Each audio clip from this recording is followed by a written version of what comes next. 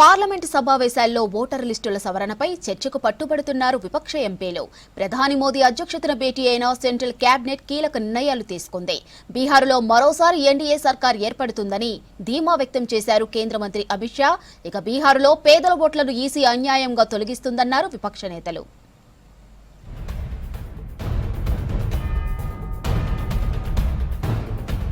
పార్లమెంటులో వాయిదాల పరంపర ఆగడం లేదు. వరుసగా 15వ రోజు ఎలాంటి చర్చలు లేకుండానే ఉభయ సభలు వాయిదా పడ్డాయి. పార్లమెంటు ప్రారంభం కాగానే బీహారులో ఓటర్ లిస్టుల సవరణ, ఓట్ల తొలగింపుపై చర్చకు పట్టుపట్టారు విపక్ష ఎంపీలు. దీంతో సభా కార్యక్రమాలకు అంతరాయం ఏర్పడడంతో ఉభయ సభలు సోమవారానికి వాయిదా పడ్డాయి.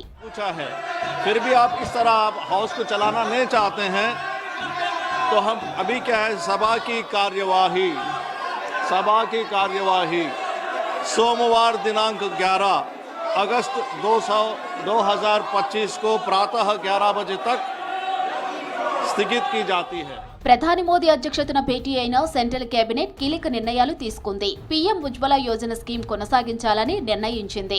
అసోం, త్రిపుర రాష్ట్రాలకు 7,250 కోట్ల రూపాయలతో స్పెషల్ ప్యాకేజీ ప్రకటించింది. అలాగే ఇంజనీరింగ్, పాలిటెక్నిక్ కాలేజీల అప్గ్రేడ్ కోసం మెరిట్ స్కీమ్ కు ఓకే చెప్పింది. మరక్కనం, పుదుచ్చేరి మధ్య 4 లేన్ల హైవేకు ఆమోదం తెలిపింది కేంద్రం. దీనికి 2,157 కోట్ల రూపాయలు కేటాయించినట్లు చెప్పారు కేంద్ర మంత్రి అశ్విని వైష్ణవ్. तो आज कैबिनेट में फैसला लिया गया 12,060 करोड़ रुपए का सपोर्ट पीएम उज्ज्वला बेनिफिशियरीज के लिए 2025-26 फाइनेंशियल ईयर में दिया जाएगा. असम और त्रिपुरा में उन चारों के लिए स्पेशल डेवलपमेंट पैकेज बनाए, वो आज कैबिनेट में अप्रूव हुआ. इसमें टोटल 7,250 करोड़ रुपीस का ये पैकेज है. బీహార్లో మరోసారి ఎన్డీఏ సర్కార్ ఏర్పడుతుందని ధీమా వ్యక్తం చేశారు కేంద్ర మంత్రి అమిత్ షా. సీతామర్హిలో పర్యటించిన షా జానకి మాత ఆలయానికి శంకుస్థాపన చేశారు. ఆ తర్వాత బహిరంగ సభలో పాల్గొన్నారు. బీహార్లో ఓటర్ లిస్టుల నుంచి అక్రమ వలసదారుల పేర్లు తొలగించినట్లు చెప్పారు. విపక్షాలకు చొరబాటుదారులే ఓటు బ్యాంక్ అని విమర్శించారు. అందుకే ఎస్ఐఆర్ను వ్యతిరేకిస్తున్నారని విమర్శించారు అమిత్ షా. मगर मैं तो जनता को पूछना चाहता हूं, भैया घुसपैठिए को मतदाता सूची से निकालना चाहिए या नहीं निकालना चाहिए? चुनाव आयोग ने एसआईआर करना चाहिए या नहीं करना चाहिए?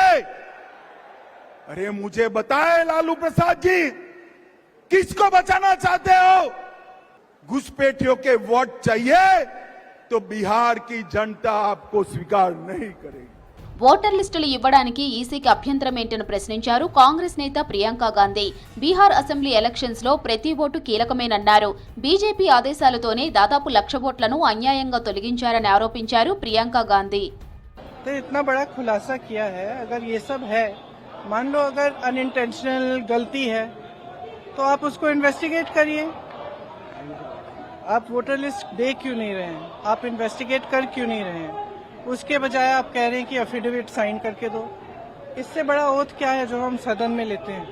तो आगे जैसे बढ़ेंगे वो इंडिया गठबंधन के जो नेता हैं सब आपस में चर्चा करके वही तय करेंगे कि आगे कैसे बढ़ना है. लेकिन ये बात स्पष्ट है कि इस पूरे मामले में गड़बड़ है.